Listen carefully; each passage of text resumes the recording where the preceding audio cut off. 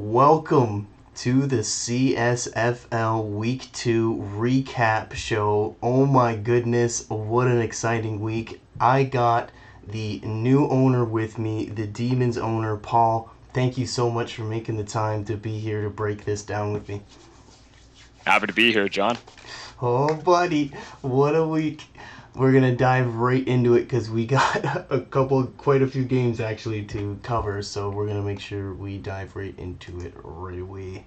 So let's go to the first game, which is the Cobras and the Scorpions. The Scorpions scoring 14 points in the first quarter, and then kind of let off a little bit, and the Cobras came back and were able to beat them in overtime. Absolute backbreaker for the Scorpions, but an amazing performance from the Cobras.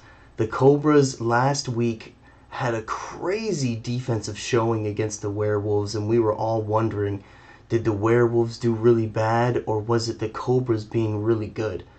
And this game here, the Scorpions did score 28 points, but one of them was a kick return.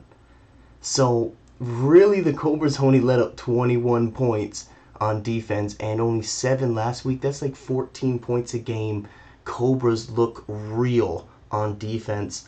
What are your thoughts on this game, Demons? Well, first quarter, Scorpions looked like they were picking up where they left off on defense. They had 2 stops on third down. They're up 14-3. Tiki Carter, 2 touchdowns in one quarter. The big story on this game to me is 2 challenges. Cobras fumbled twice. Once near the Scorpions 20-yard line, and then they overturn it. Cobras retain possession. They score a touchdown just a couple minutes later. And then later in the game, same story. Cobras fumble, Scorpions recover, overturned. You got to wonder if one of those is upheld. How does this go? Yeah, it's so true. Yeah, it's absolutely so true. Yeah, wow. What a game! It really came down to the decisions there, um, for the should I say for the refs. It was a big decision Yeah, because those fumbles, they could have went either way. Most of the fumbles on the weekend, though, they really um, were favoring them not fumbles. There was quite a few calls, it seemed like, this weekend that they called back. So Oh, I was the beneficiary of that in my own game, so I wasn't complaining. yeah, so it would seem to be the theme of the weekend for sure. But you're right. The Scorpions owner said it himself that there was those 2 fumbles, even one of them go his way, and the Scorpions playing really good on defense. They did lose the game, but they've been scoring a lot of points. But they played really good on defense with the turnovers. They're turning the ball over like crazy. For such a low ranked defense, every team comes in with a low ranked defense, and their defense has been playing really well. So the Scorpions just barely lose this one in overtime. So what a great performance by the Scorpions. They shouldn't be ashamed in any way. They definitely played really well. Tiki Carter's playing phenomenal, like you said. Wow. They're second in the league. Actually, let's go look at the rankings right now. While we're talking about that, we'll minimize this and go to the Discord. But we'll go take a look at the Scorpions first. The Scorpions finished with the 7th ranked defense and the 6th for rush and pass defense, but 4th for turnovers. They have a really good running game with the rushing, with the second best in the league for finishing week 2. Their offense struggles a little bit, obviously passing the ball, but they didn't really need to throw it because of how dominant they were on the ground. What Yeah, I agree. You get that +2 turnover differential, and Tiki Carter just running rampant over the field. They don't need to throw. They play possession. to 335 yards in 2 games. So that's big time numbers. That's for sure. That's what 160 a game. So Yeah, that's pretty impressive. That's for sure. So these Scorpions next week are playing the Gators. Gators looking really strong offensively there, but look at their defense, definitely struggling, and the turnover differential. So let's see if these Scorpions can keep those turnovers going, should I say, and get back to 2-1 or get back to a winning record.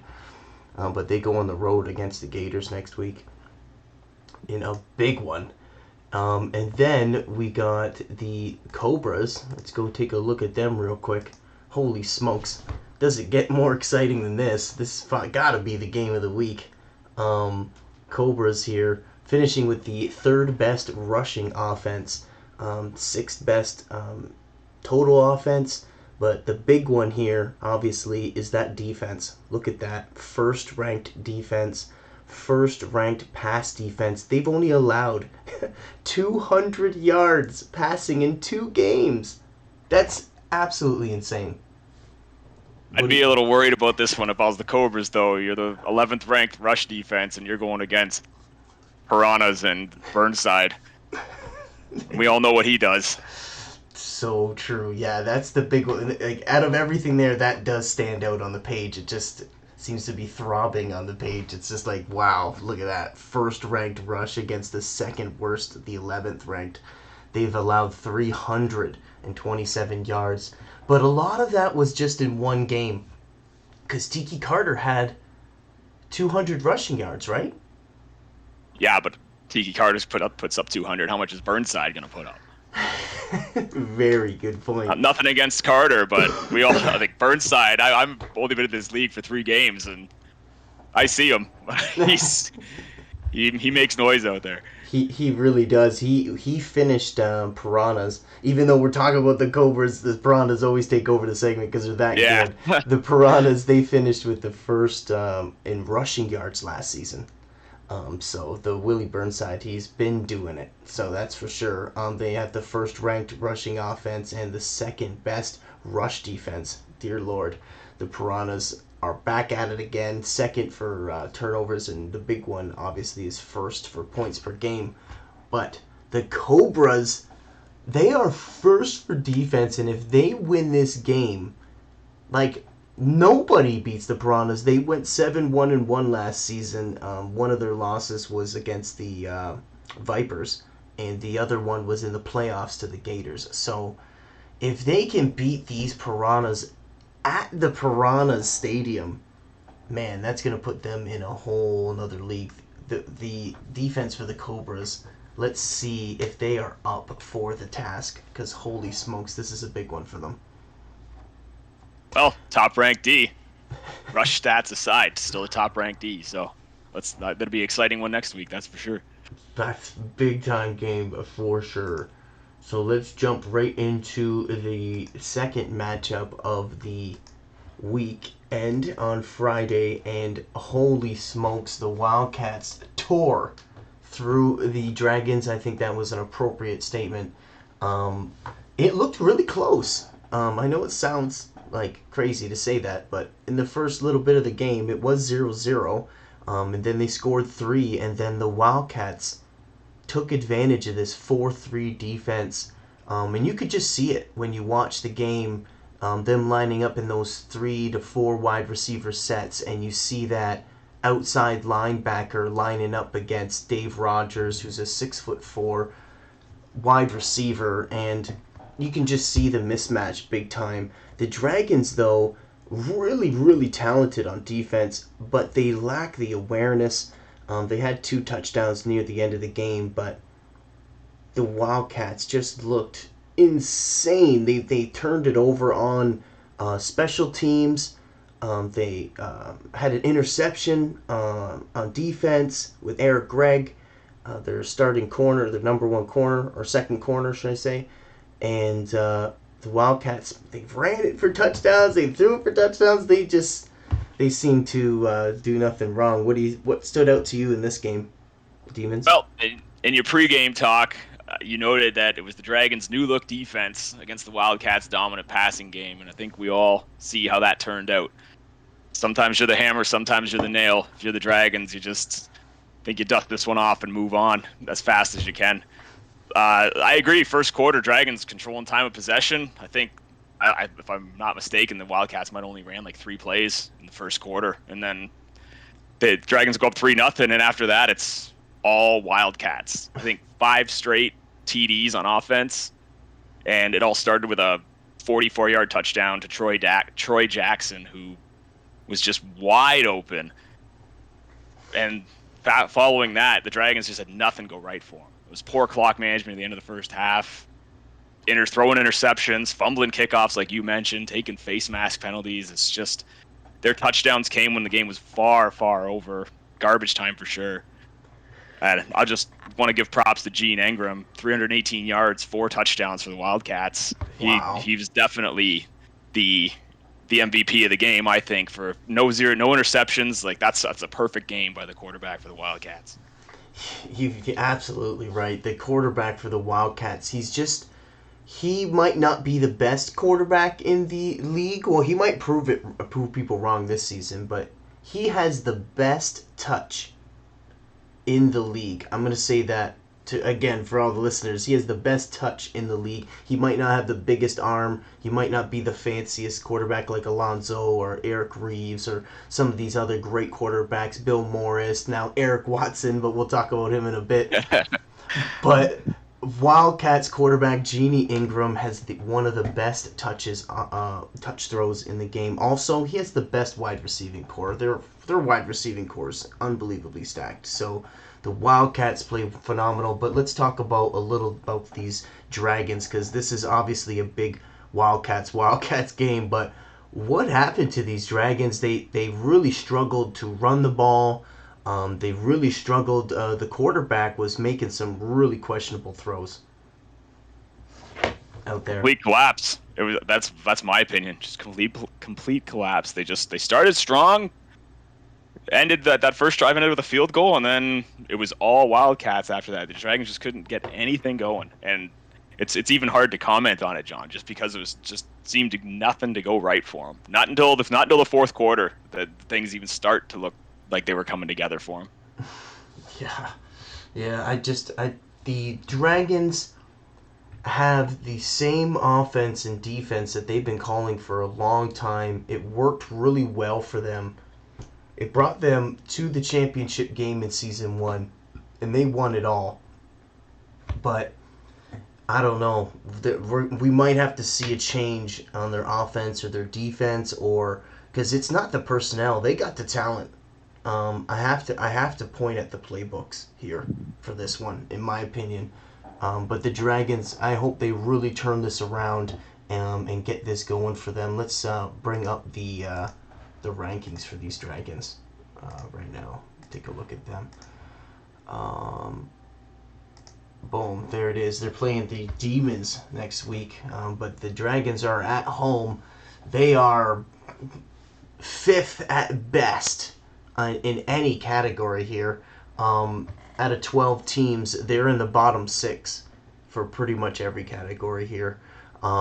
Their rush defense really struggling. Rush offense, sorry, is really struggling with 126 rushing yards in 2 games. What can they do to that Demons number, though, doesn't it? Well, the Demons obviously look at that passing offense looking really good, and the defense looking really good too. But let's talk about the Dragons a little bit. Yeah, we'll talk about the Demons. 126 yards looks good compared to 65, right? But, yeah, look at that. Yeah, I think you got to take the Dragons stats here, and it's only week 2, and with one game being a blowout, these stats don't mean as much. I think that's true. What did they look like after week 1 when they had a win? I think you need a few more weeks for that to even out on them. Wow. Yeah, I have to agree with you. Absolutely. It's definitely just week 2. Definitely not time to push the panic button, but you're definitely getting your hand ready up on the table to push the panic button. That's for sure. Well, yeah, you lose by I think it was 31. You lose by that. You gotta think about something. But if they won a championship with that setup, and their roster, I can only imagine, has gotten better since then. They absolutely have. Might be a little quick to panic here. I mean, a little too early to panic. I'm going to say it before we move on. I would love to see the Dragons switch it up. We have never seen a different offensive playbook. I've only seen a couple from these Dragons. I'd love to see something different. Love to see a new defense. Love to see it. They got the new defense of players. I think they deserve a new defensive playbook, but hey, that's up to them. Let's see if we see a change and see if these Dragons can turn it around at home against the new Demons team. But man, are they looking strong defensively and against the passing offense. Let's go into the Wildcats though. I know there's obviously tons to talk about with the Wildcats. They destroyed or tore through the Dragons, but man, they got a big matchup next week against these Bears at home. The Bears are at home, and but the Wildcats, look at them on paper. They seem to be the best. They're just their defense seems to be struggling a little bit, for sure. But Middle of the pack. I mean, it's not bad. First in turnover differential though. That first in turnover differential is huge. Absolutely huge. First for passing, first for total offense.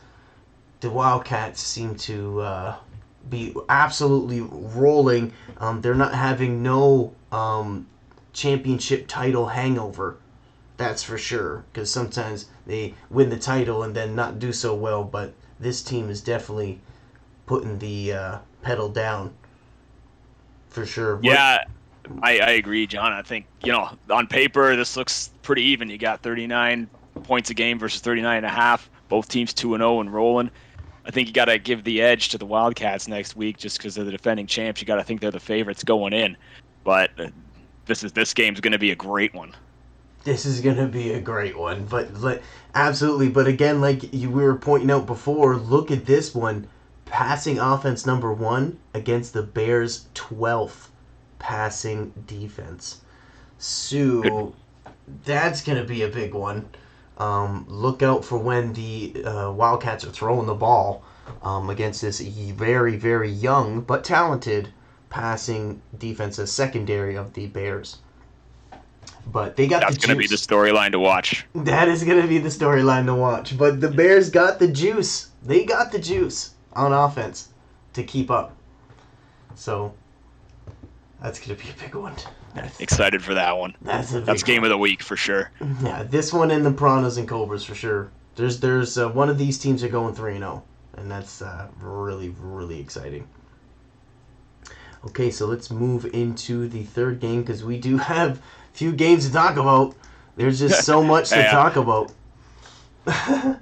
There's a lot going on, and we've got there's a lot to cover on each game. So we're at the third game now, and this is the Gators. The Gators get the win. The revenge game. Oh my goodness. I was waiting for the Blue Jays to do something, but they just couldn't get it going early. And by the time they got it going, I feel like it was just too late. These Gators, with that, yeah. They put in their backup quarterback. The storyline is that these two teams traded quarterbacks just before week 1, and they met week 2, and the Gators owner decided to bench the quarterback that he traded for because he didn't want it, quote unquote, for it to be a distraction. So the Blue Jays came in with their former quarterback, Eric Reeves, who they just went to the championship game with, and they knew everything he likes to do, and it looked like the Gators just had his number. So there was no revenge for the Blue Jays. The Gators got the last laugh in this game. What stood out to you in this game the most, Demons? You got to look at the quarterbacks. That trade is huge when you trade 2 starting quarterbacks. And then Ralph Dorsey gets left on the bench. Irv Walsh outdueled Reeves in the first half. It was a good decision by the Gators, obviously. They came out with a W, and Walsh threw 200-plus yards and 3 touchdowns in the first half. And, yeah, Eric Reeves just looked lost. The Gators were all over him. But second half, switch it around. It's the exact opposite. Reeves finishes as the better QB in the game with over 300 yards and 3 touchdowns, 73% completion percentage, and Walsh only throws 17 yards in the second half. Now, like you Wow. said, by the time the Blue Jays mounted a comeback, it was too little too late.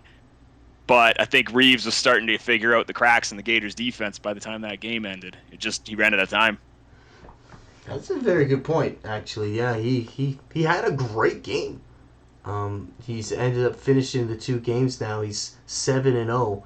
Eric Reeves, the quarterback for the Blue Jays, in his first 2 games. So he's definitely been playing really well. It's definitely not on him. The Gators scored 38 points, which is quite a few. Those 2 touchdowns right at the end were devastating. Those 2 runs by Matt Davis. The Gators, they're so well run, and it clearly proves this game that it is a team of the system, like a product of the system. It's not the player. They are just run so well from bottom to top.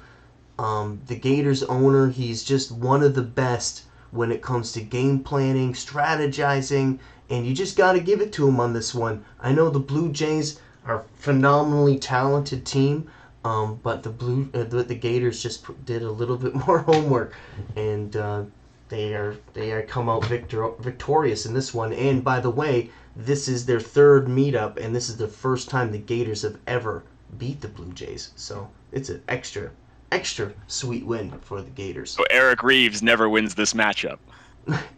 So Eric Reeves has never won this rivalry. That's correct. Yeah. You got to wonder, QB controversy for the Gators now. Is it there? I don't know. I mean, it could be. Irv Walsh played phenomenal. This quarterback never thought he was going to see the field. Never. No way. So I think this was his one chance. There's not too many jobs in our league, and there's all the teams have great quarterbacks. So this was his one and only chance. And holy smokes, did he really go hard here? Number 2, he's got on the screen there. Irv Walsh. He looked to be the best quarterback in the first half he was playing, and I was thinking in my head, he's playing better than Eric Reeves right now. This is unbelievable. What a call by the owner. Absolutely. What love the call. Gutsy call. Clearly knew what he was doing because it paid off. What a gutsy call. Yeah. Either the donkey or the goat for this one. and he is definitely the goat. What a move by the Gators.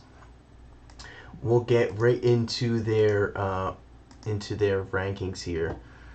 Let's close this for a second and bring up the Discord. Boom, here it is. Gators, like we were talking about earlier, playing the Scorpions, but they're at home. And they got a heck of an offense. They always have. Last season, they finished with the first in the league for passing offense, and were top 3 in total offense for sure, and they're right back at it. Defense, though, 12th. That's not just bottom 6. That is last. So that is quite a few yards they've allowed. But their offense more than makes up for it, scoring 32 points a game. What do you think about this matchup and the Gators in general? Well, obviously, quarterback doesn't affect their offense too much. If they're up there 3rd overall and then 4th with pass and rush, it's not just the run game that's propelling it; it's pass game too. Yeah, defensively, they're gonna have to figure something out to contain the Scorpions' run game, because that's gonna eat them up otherwise. Yeah, Tiki Carter coming to town, going to the swamp, down to the Gators.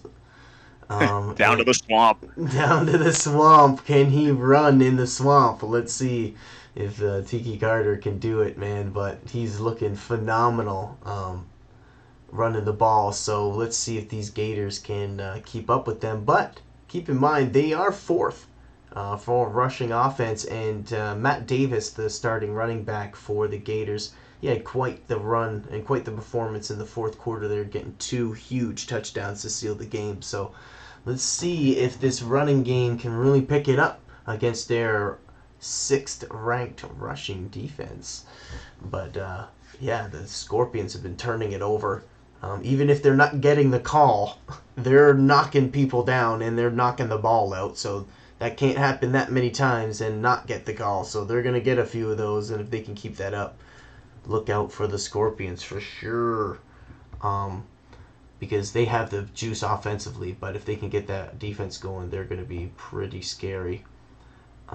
Okay, and then what was the other team that we wanted to go look at? The Gators and the Blue Jays. Let's go take a look at these Blue Jays.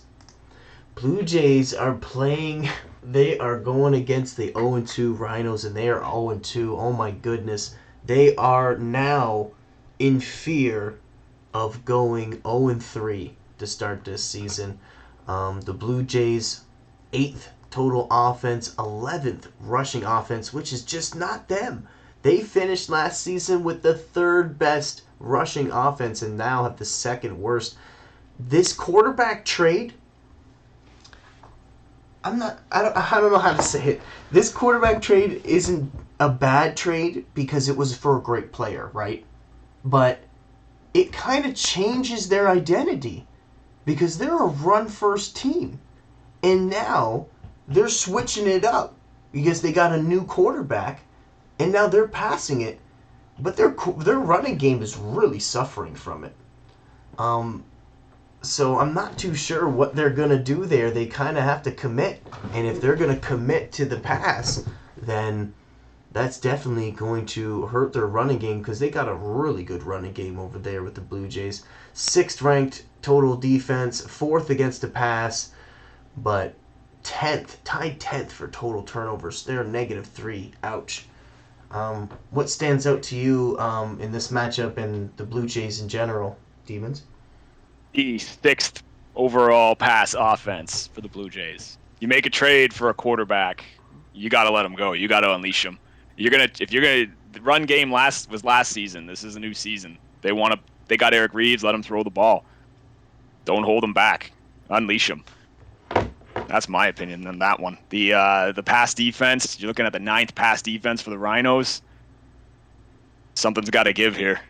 Blue Jays got to figure it out on offense. Yeah. Wow. That's so true. Very good point. Very, very, very good point. Yeah, the Rhinos, though, 2nd last in total offense and 2nd last in total defense. I don't know. This might be a chance for the Blue Jays to avoid going 0-3 here, but the Rhinos, man, I know they don't want to go 0-3. Who does? Obviously. Yeah. It's a tough hole to dig yourself out of. Yes. Yeah. I don't actually know, John. Do 8 teams make the playoffs? Yes, so out of the 12, only 8 make the dance. So there's only 8 seats in the limo. And so there's 4 teams that don't make it. So that's gonna be a tough one down the stretch, man. So going 0-3, man. I don't know. I wouldn't panic at 0-3 too much, but definitely gonna start sweating a little bit. But you got 9 games still, right? Yeah, I So think our odds of making the playoffs at 0-3 though, they got to be getting pretty slim. they definitely gotta be dropping. Oh man, scary for these Blue Jays and the Rhinos. These are top tier teams last season, and we're up there with everyone's power rankings. A bunch of people put Blue Jays at number 1. So to see one of these teams going 0-3 is big time news. So with that, let's move on to the next game. Wow. That's gonna be a big one. I don't know, that 0-3 game might be bigger than going 3-0. They're both huge games, but for completely different reasons. Yeah. The Bears versus the Rhinos. Oh my goodness, what a game this was. We're gonna bring in the Bears owner for this call. Love it. He wants to get in on this call, so we gotta get him in on this call.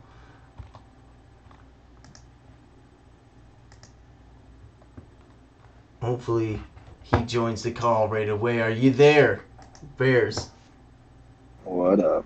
We are doing the segment here, and we are in the Bears game, so we're just going to talk about the Bears a little bit, then we'll get you weighing in here.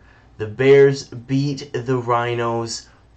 It was looking close. The first quarter, the Rhinos scored 7 points to 3, but the Bears, out of nowhere, Bill Morris just lasers down the field, scoring 21 points before half, and the Rhinos tried to make a comeback there at the end, but the damage was done, and that 21 points really they just couldn't come back from it. What do you think, Demons, about this game? First off, I'm Paul, owner of the Demons. Nice to meet you. Nice to meet you too. And I gotta say, Bears pretty much controlled this one. They went 3-0 to start the game, allowed a big touchdown, and then they just took over. We're talking Blaine Strickland on just receiving for the Bears. He tore it up. He had an 84-yard touchdown in the second quarter. The defense for the Bears just stymieing the Rhinos offense. 31-10 at the start of the fourth quarter, and there was some garbage time points by the Rhinos, but there was an interception again. Jeremy Kennedy, the outside linebacker for the Bears, sealing the game with a late game interception. Got to give the Bears defense big time credit for stuffing the Rhinos for most of this game. Stuffing the Rhinos. This is the quote-unquote statement from the Demons, and you're absolutely right. The Rhinos finish with really low rushing yards, and they're a run-first team. So the Bears were able to shut down the run, and the Rhinos were unable to pass it, is how I felt. And the Bears, they just look great everywhere. Defensively, offensively, these Bears are looking really, really strong, and they're proving it here again in week 2 by beating these Rhinos. Bears, weigh in on this game and your thoughts about this game. 1 second. Okay. You're cutting out for me for a minute. 1 minute. Okay. While you do that, I'm gonna bring up the Discord rankings. Sorry for difficulties. Yeah, no. My opinion on the game is I allowed a quick touchdown, but then bounced back from it.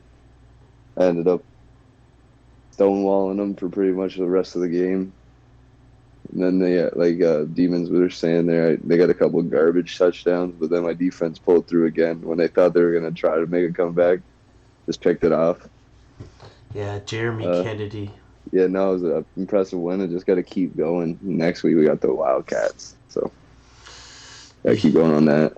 Yeah, this is definitely an exciting game next week. But the Bears, with the second interception, Jeremy Kennedy with 2 interceptions now in 2 games, interception in each game. So the Bears are really looking good on the defense. But when you look at the ranks here, they are phenomenal. Obviously, the Bears on offense, but their defense is 9th total and 12th against the pass. What do you think, Demons? Do you think these numbers are a little inflated, or what do you think? Well, they're making plays, and when you get into the fourth quarter up by 21, the other team's going to pass a lot more. It's going to make the stats look a little skewed. I think the Bears, you got Jeremy Kennedy with 2 interceptions in 2 games. You have 7 deflected passes on the Bears defense in that last game. Wow. I don't think the stats are telling the whole story there. Yeah, you're absolutely right. And this, by looking at it, I thought you were going to say it first, but I just kind of thought it as I was saying it out loud. It looks like a bend but don't break defense. It allows the yards, but look at the tied for second for turnovers. So they can turn the ball over, but they allow the yards but don't give up the touchdown, so to speak. So the Bears looking really strong, but look at the Wildcats, man. They've definitely met their match. I think they have a game here that's going to prove if they are the team to beat, quote unquote, for the Scorpions. The Scorpions said that the Bears are the team to beat.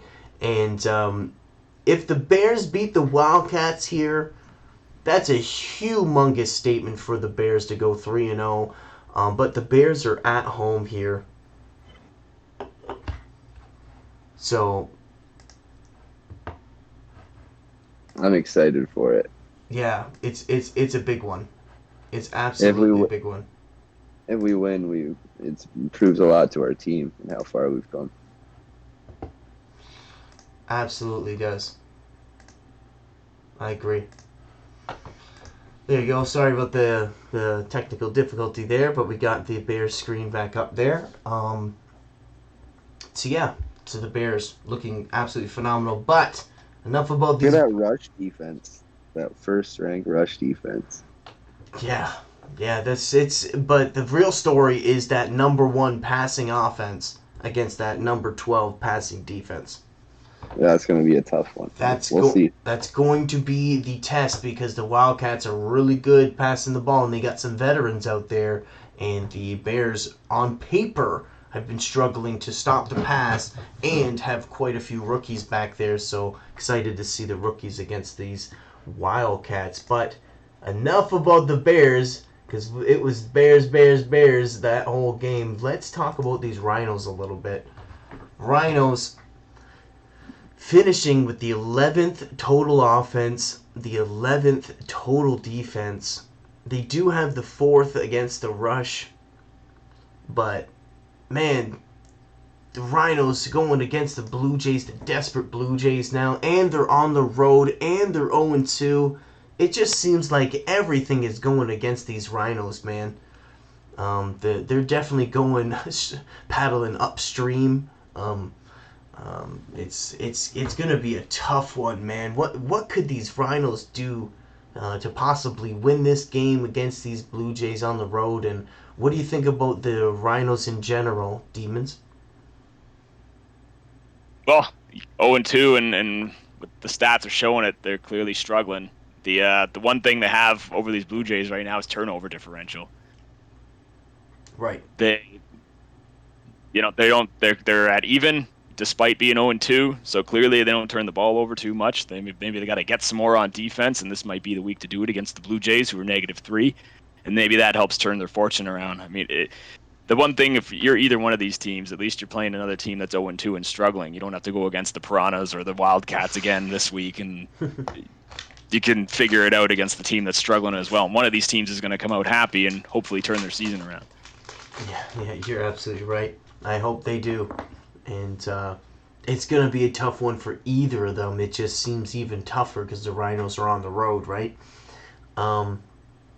Yeah, these Rhinos, I know everyone's going to kind of shake their head and go, oh, no, the Rhinos, right? But they played phenomenally on offense. Their quarterback, they played great with that new quarterback. He was a rookie. He had great numbers. I know a few of them were garbage touchdowns like you guys were saying.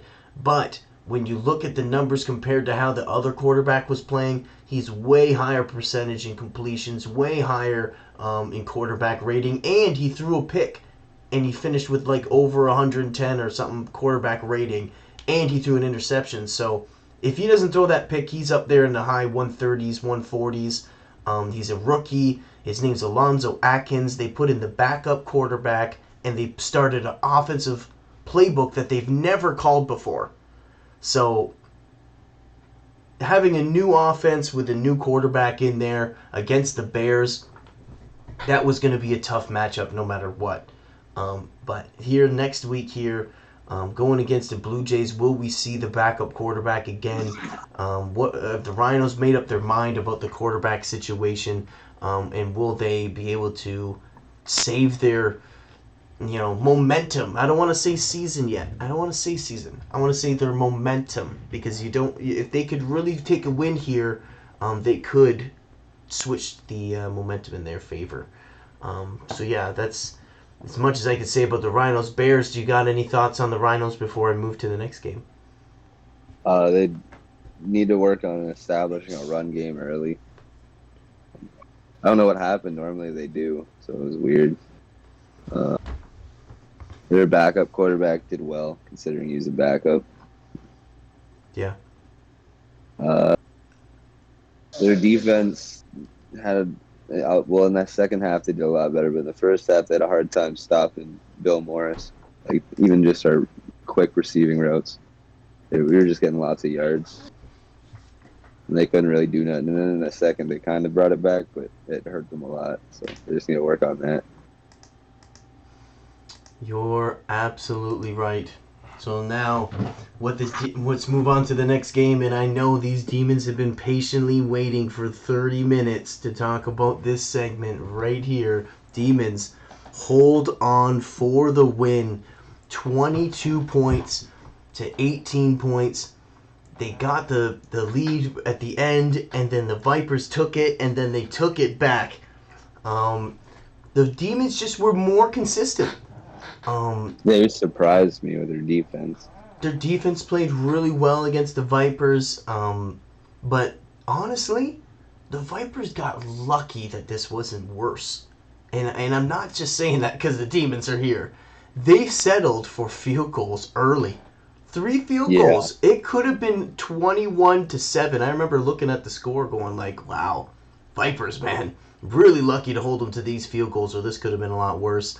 Obviously, the one-handed catch at the goal line by Shane Antwine was just bonkers. Absolutely got excited for that one. And then the handoff to the fullback to punch it in, which was actually their tight end that they actually switched this week in, must have made the Demons smile from ear to ear. Demons, how did you feel about your first franchise win? You would have told me that the tight end I put in at fullback was going to get a 1-yard touchdown. I would have laughed at you. Shane Antwine and Lamar Ball, thunder and lightning, right there. Those guys, 200 yards receiving.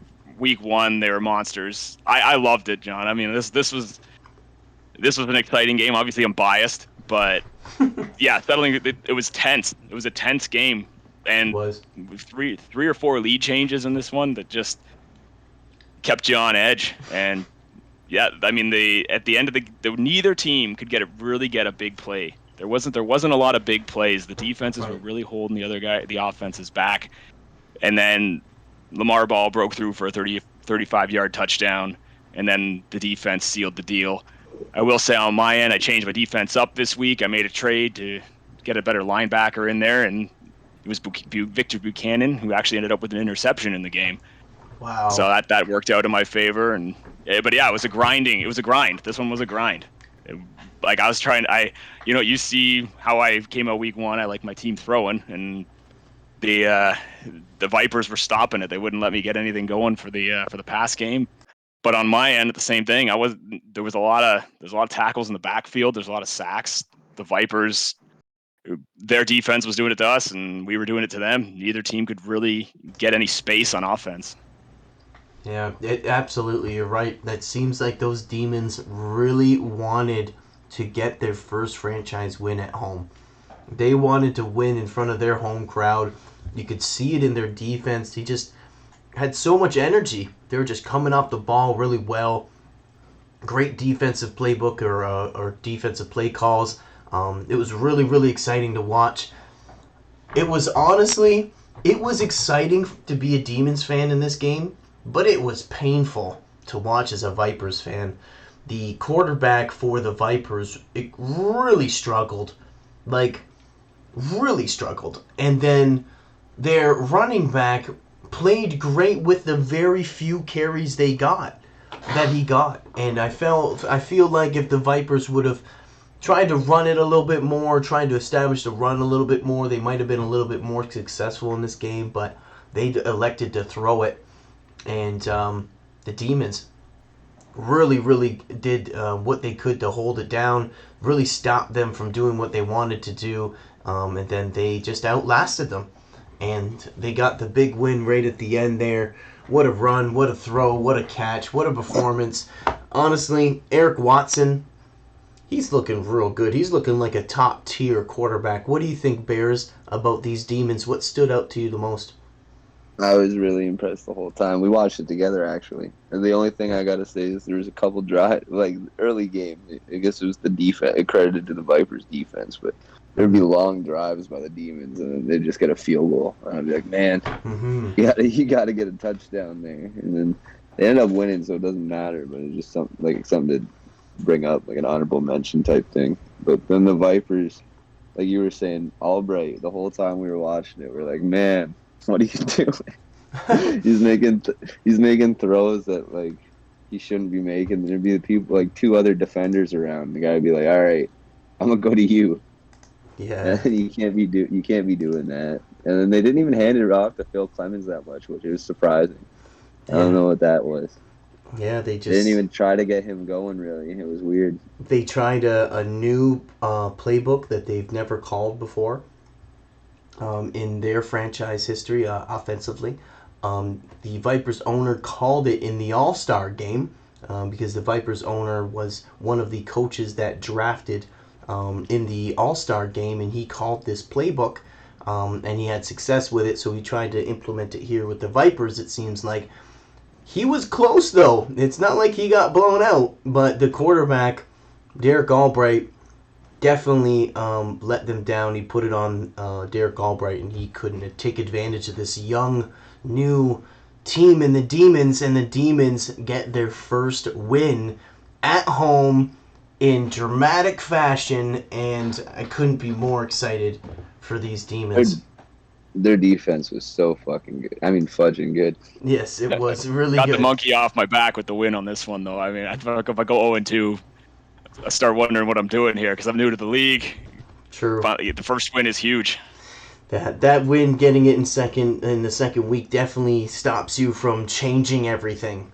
That's for sure. The Demons finished with the fifth best offense, but second best in passing offense, which is very impressive. But whoa, 65 rushing yards, yikes!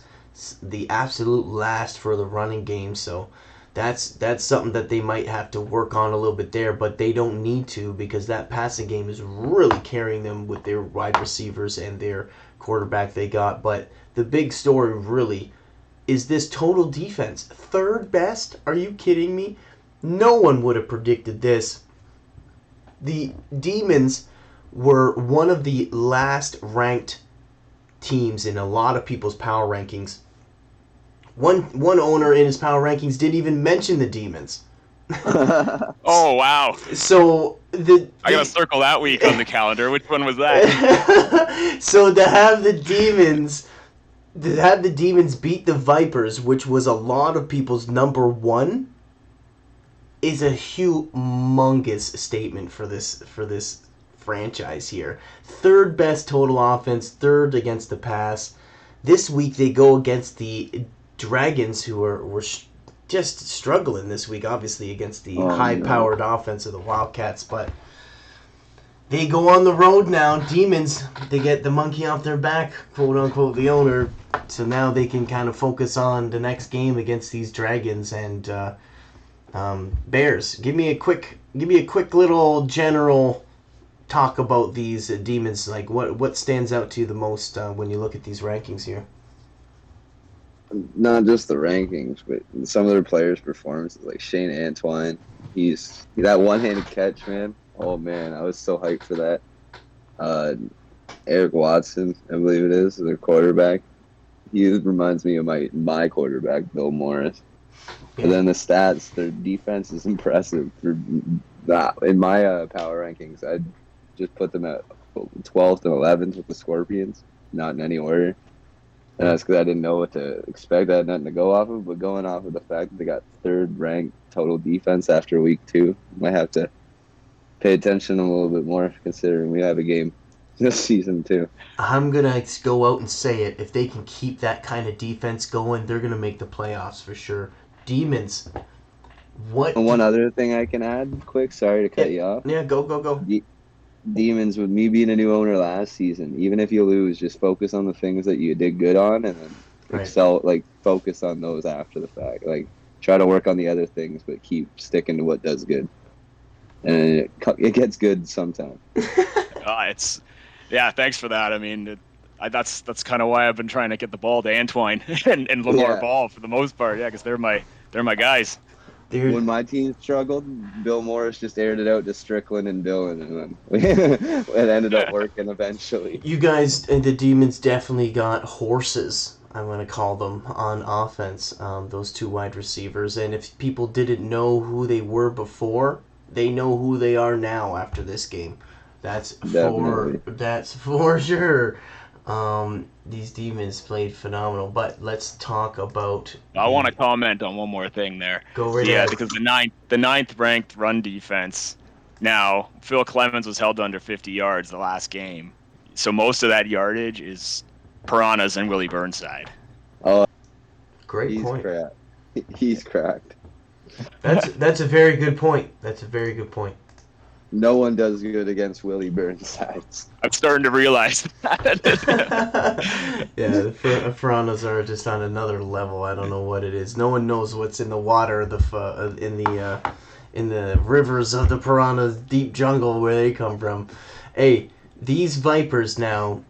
Let's not get them overshadowed here. The Demons obviously get the win, but these Vipers, man, they got a great defense. They really made the Demons earn it. Let's just say that. And they did hold them to 22 points. The Vipers now 0-2 are now facing the Werewolves that are 0-2 as well. The Werewolves are averaging 12 points a game. Oh my lord. But we're not going to get into the Werewolves quite yet. Let's talk about these Vipers. 7th ranked passing offense, 9th again for the rush, 10th total offense, 10th in turnover differential with -3, 11th in points per game with only averaging 23 points a game. Demons, give me a general aspect of general overlook of these Vipers and this matchup coming up. What I see, they play a conservative style, so the offensive numbers reflect that. The their defense is strong, and this on paper looks like a mismatch to me. I think the Werewolves they're in trouble on offense, and they're gonna have a hard time moving the ball against that team if those numbers keep up. 12 total offense, 12 pass, the 5th rushing, 188 yards. I can't imagine that's too far off. Like when you're talking 20 yards difference a game from the 9th ranked, right, and the Vipers right next to it. So you're not really seeing a lot of difference there. I think the Vipers are a strong team. They almost beat the Wildcats in week 1. They almost won this game. They have 2 close losses. They're a deceptive 0-2. That's a very good point. Both of their losses were very, very close. So that's a very, very valid point. These Werewolves are in trouble. I am not going to argue with that point at all, but they have the 2nd best defense. That can't be a fluke, right? Do you think that's a deceiving number? That 2nd ranked defense, they only 19 points they allowed against the Cobras, and then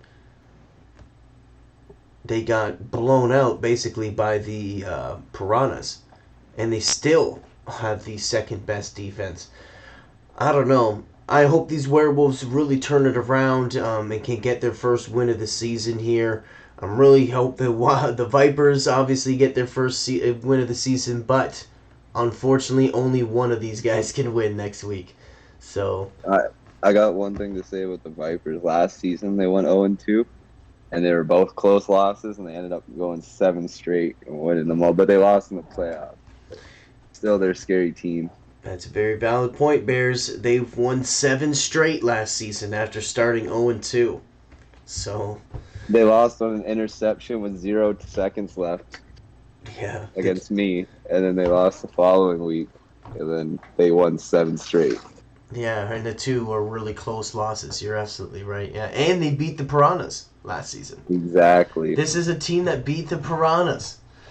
So that's a notable thing. That is a very notable thing.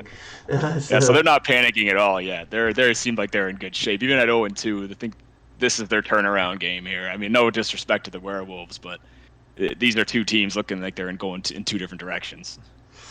One thing they got to worry about is Albright. That's it. Yeah, their quarterback for the Vipers are He's definitely in question right now. He's got to be on the hot seat for that ownership. The ownership's got to be, worried about him for sure. And the same thing with the Werewolves. They're very similar on offense. They got a great running game and really struggle to throw the ball. Quincy Barnett, the quarterback for the Werewolves, has really been struggling to throw the ball. But Vipers, Vipers, Vipers. Hopefully they can turn it around. I bet you they were kicking themselves after the Demons win. Oh, they had a chance to win. It looked like it was going to be a last Yeah. possession game. Like They did. they just they got stopped in the last drive.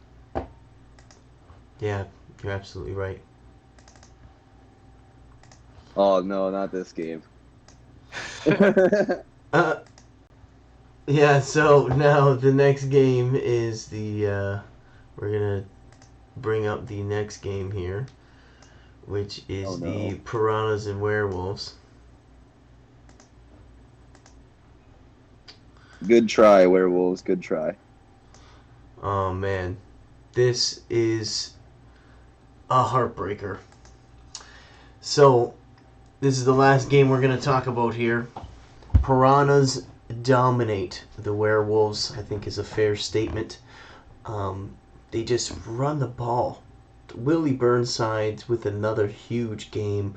Willie Man. Burnside is one of the best, if not the best, and finishes with the first for rushing yards, first for rushing touchdowns. He's just unstoppable. And the Werewolves really struggled last week against the Cobras, only scoring 7 points and now only scoring 17 points.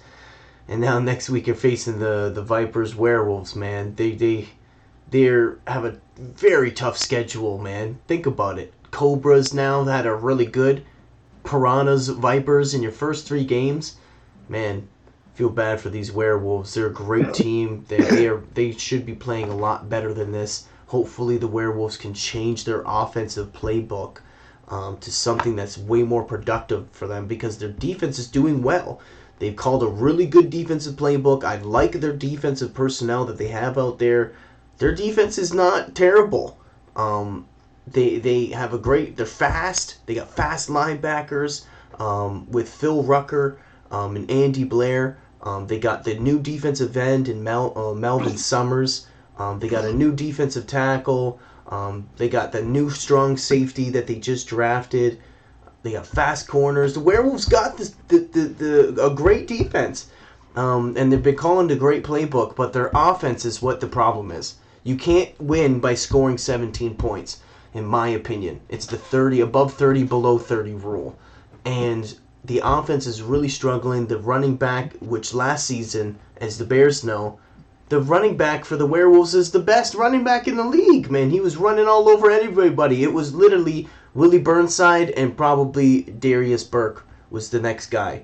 And then Mark Marshall for the Rhinos and below. But the Werewolves are getting stopped in the running game now, and now they seem to have no answer.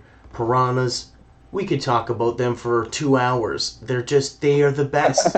They might have already more Hall of Famers on their team than most franchises.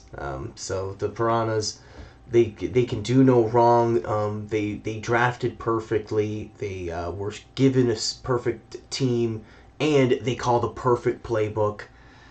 They just do everything right. The Piranhas they're just the best. Demons, give me your thoughts on this game. You summed it up pretty well there, John. I mean, the Piranhas, everything they do just seems right. Willie Burnside's first touch is a long touchdown. It's the first offensive play for the Piranhas, and that's a summary of the Piranhas in my mind. Willie Burnside, two of those 21 first half points are 2 Willie Burnside touchdowns. So it was 14-0 for the Piranhas, and then they were driving again. Andy Blair, linebacker you mentioned for the Werewolves, gets a huge interception just for the 2-minute warning, flips the field on the Piranhas' 31-yard line. The Werewolves score, make it a 1-score game right before the half, and then the Piranhas easily scored a touchdown after that. And it wasn't even used. Burnside didn't touch the ball once on that drive. It was all through the air.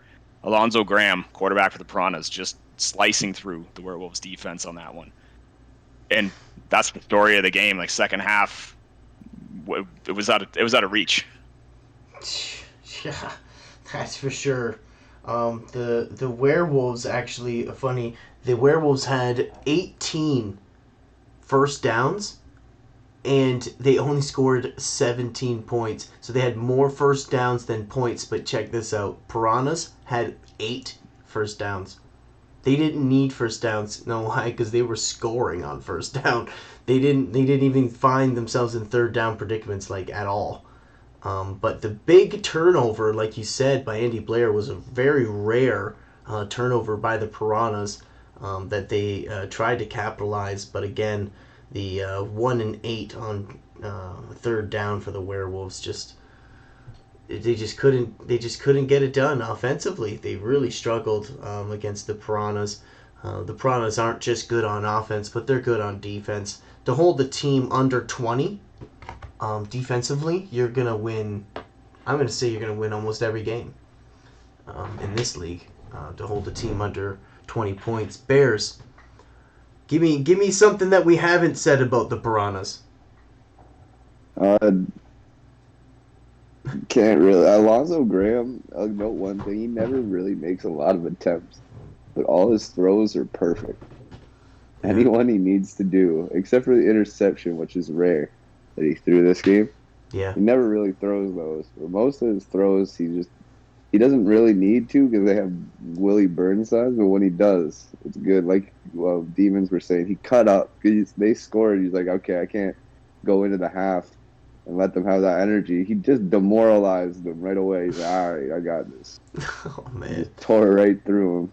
Yeah, you try to stop the run, and then you have to deal with Alonzo Graham. You try to stop Alonzo Graham, you got to deal with Willie Burnside. It's a double-edged sword here. It definitely is. Yeah. And they use the play action a lot, which helps both of them. Yeah. Yeah, the last season, Alonzo Graham finished with the most passing touchdowns with 27, and their running back had the most rushing yards in the league. So what does that tell you? That's just insane to think about. But Piranhas, they do everything right. Werewolves, trying to figure out what's right for them. Let's bring in that Discord rankings here and do their summary for this last matchup here. We'll talk about the Werewolves. Werewolves here, because the Piranhas get enough spotlight as it is. Werewolves. Oh my god. There's 4 12s on there. I think this is a Vipers win. What can the Werewolves do to turn their team around, Bears? What can they do? Do you think? They got to focus Darius Burke more. Maybe switch their quarterback. If you were the Werewolves, what would you do? You'd focus on running the ball more? Running the ball, change my quarterback. Their defense seems to be working like you were saying. Like they have the second best, as we can see there, which is crazy to think about. Yeah. Considering they lost. Well, even to consider that they played the Piranhas in that. Yeah. Like the Piranhas are in that. Which, as we were saying, Graham doesn't make those. So yeah, it's notable defense. Just gotta change up the offense a bit. That's all I'd do. If the Werewolves win here, do you think this says more about the Werewolves, or does this say a lot about the Vipers? If the Werewolves win, Vipers, I believe they'd be in a situation where it'd be like, okay, what do we do next? We got to change up a lot.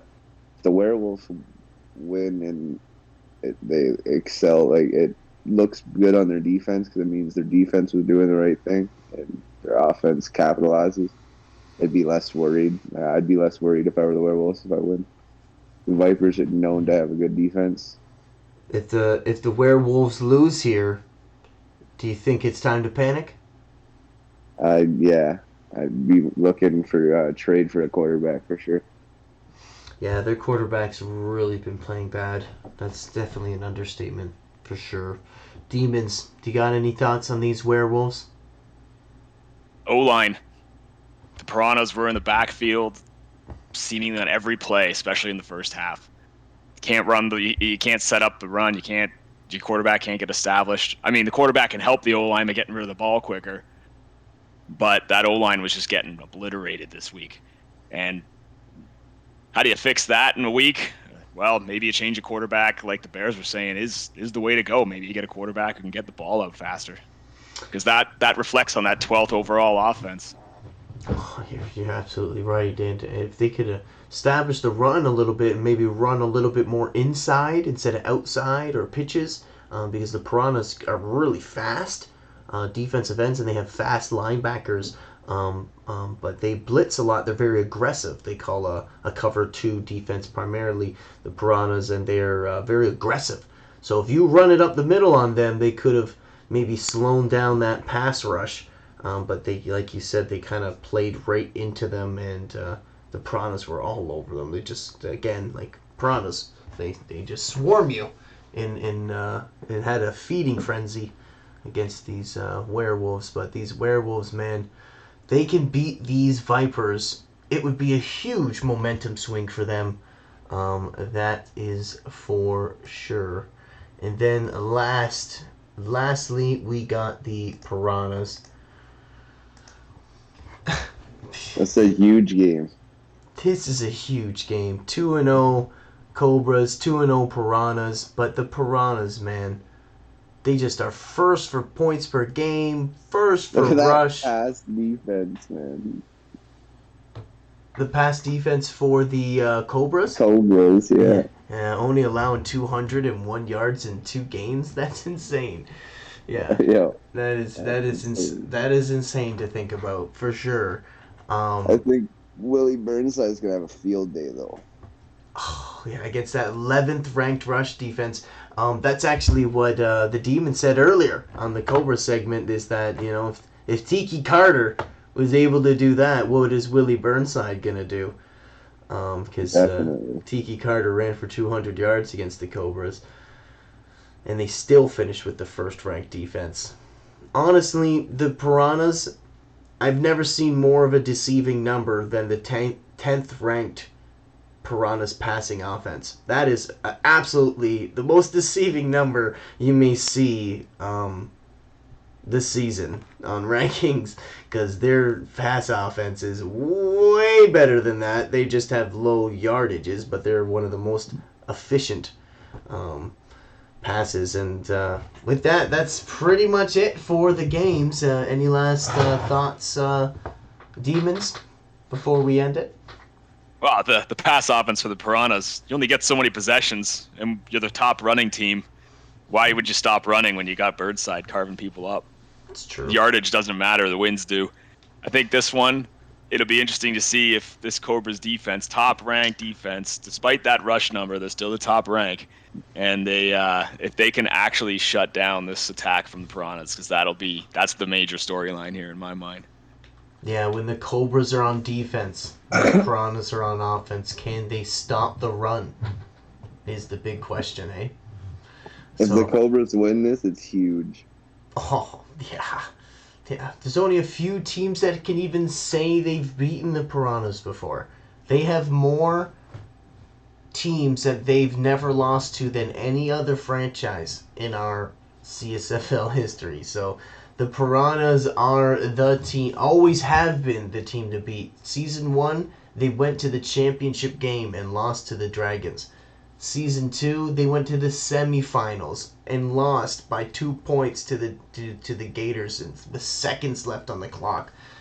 And now they start Season 3 2-0, and they don't seem to be slowing down at all. Piranhas, honestly, like you said, if the Cobras win here, the Cobras will be extremely feared after that. That's for sure. But with that is the show, and we've been talking for like an hour now. So if you've made it this far in the video, I appreciate you listening to the whole thing, and good luck to all the teams in Week 3. And I hope you guys enjoyed the recap show. And thank you, Bears, and thank you, Demons, for hanging out with me and breaking this down. No worries. Thanks for having me, John. It was awesome. It's awesome. All right, guys.